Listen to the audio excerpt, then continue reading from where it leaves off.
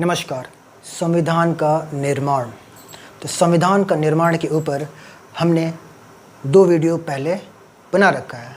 तो part 1 video में मैंने बताया था कि कैबिनेट मिशन प्लान ने संविधान सभा को बनाया।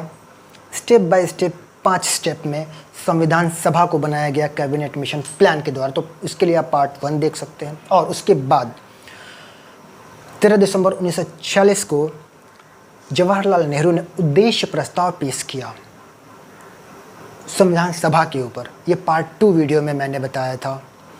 उसके बाद ये पार्ट 3 है। इसमें हम चर्चा करेंगे कि भारतीय स्वतंत्रता अधिनियम में परिवर्तन किए गए, क्या क्या परिवर्तन किए गए, उसको आज समझेंगे, जानेंगे।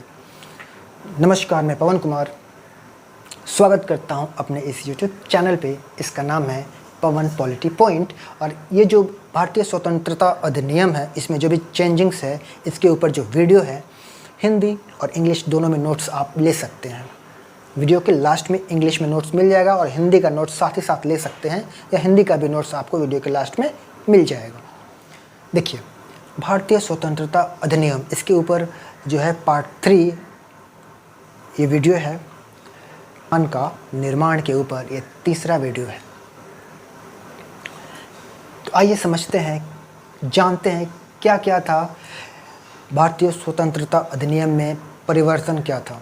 देखिए, पार्ट 1 वीडियो में मैंने बताया था कि कैबिनेट मिशन प्लान ने किस तरह से संविधान सभा को बनाया, स्टेप बाय स्टेप 5 स्टेप में। और संविधान सभा से रियासतें दूर रहे, रियासतें जिसको अंग्रेजी में कहते हैं प्रिंसली स्टेट्स। तो रियासतें जो है पहले संविधान सभा से दूर रह रहे थे, उन्होंने अपने आप को शामिल नहीं किया। लेकिन बाद में रियासतों ने अपने आप को संविधान सभा में शामिल करना शुरू किया।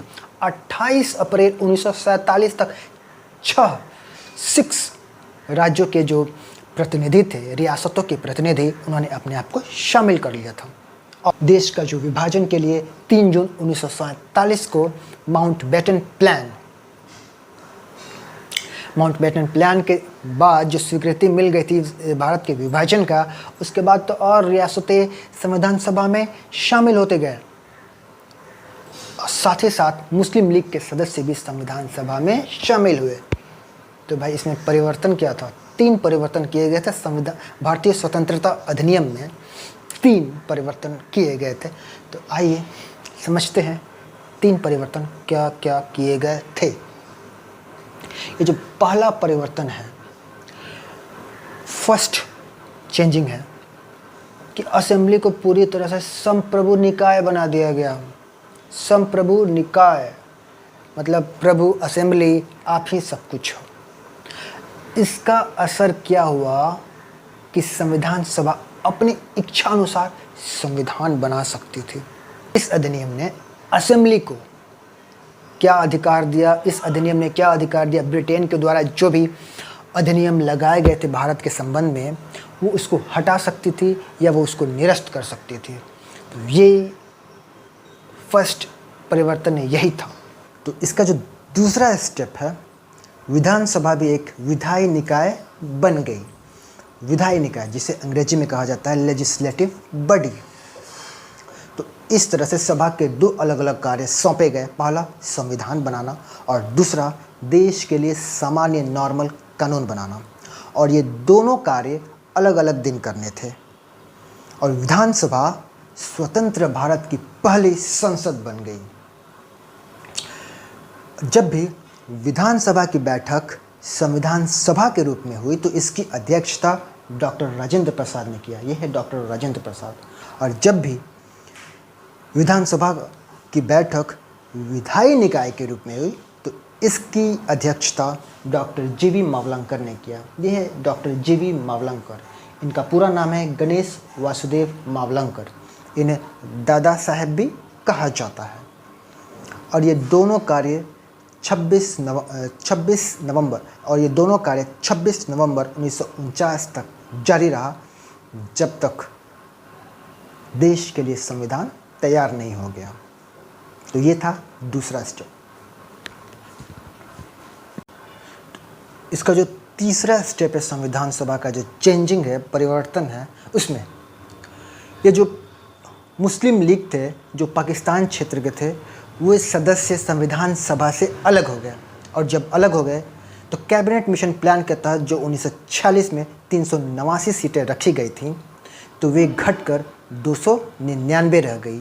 तो संविधान सभा की शक्ति 299 रह गई, और भारतीय प्रांत जिसे ब्रिटिश इंडिया कहते थे, जिसको दी गई थी 296 सीटें, वे घट करके 229 रह गई, और प्रिंसले स्टेट जो कि रियासतें थी उनको 93 सीटें दी गई थी, 93 सीटें दी गई थी, वो घट करके उनको उनकी सीटें 70 रह गईं। तो और जो संविधान सभा जिसने संविधान बनाने का काम किया और साधारण कानून भी बनाया, इसके अलावा संविधान सभा ने 5 इम्पॉर्टेंट काम भी किए, 5 महत्वपूर्ण काम भी किए। तो आइए जानते हैं 5 महत्वपूर्ण काम संविधान सभा ने क्या क्या किया। तो पहला इसका जो महत्वपूर्ण काम है, मई 1949 को राष्ट्रमंडल में भारत की सदस्यता की पुष्टि की गई। ये पहला इम्पॉर्टेंट चीज़ था। और दूसरा है राष्ट्रीय ध्वज को अपनाया गया। ये हमारा तिरंगा है, तो राष्ट्रीय ध्वज को अपनाया गया 22 जुलाई 1947 को। और तीसरा जो इम्पॉर्टेंट काम संविधान सभा ने किया, 24 जनवरी 1950 को राष्ट्रगान को अपनाया गया। और पांचवा इम्पॉर्टेंट काम था 24 जनवरी 1950 को ही राष्ट्रीय गीत को अपनाया गया। और पांचवा इम्पॉर्टेंट इसका संविधान सभा का कार्य था कि उनको बनाया गया, डॉक्टर राजेंद्र प्रसाद को बनाया गया पहले राष्ट्रपति। तो इस तरह से कुल मिलाकर संविधान सभा 2 साल 11 महीने और 18 दिन में कुल 11 सत्र किए गए। संविधान निर्माताओं ने लगभग 60 देशों के संविधान का अध्ययन किया। संविधान के प्रारूप के ऊपर 114 दिन चर्चा किया गया और संविधान के निर्माण के ऊपर 64 लाख रुपया खर्च आया। और 26 जनवरी 1950 को संविधान देश में लागू कर दिया गया। तो ये था परिवर्तन। और उसके बाद तो ये था वर्किंग ऑफ कॉन्स्टिट्यूशन, संविधान सभा की कार्यप्रणाली। वीडियो अगर अच्छा लगे तो लाइक शेयर सब्सक्राइब करिए। धन्यवाद।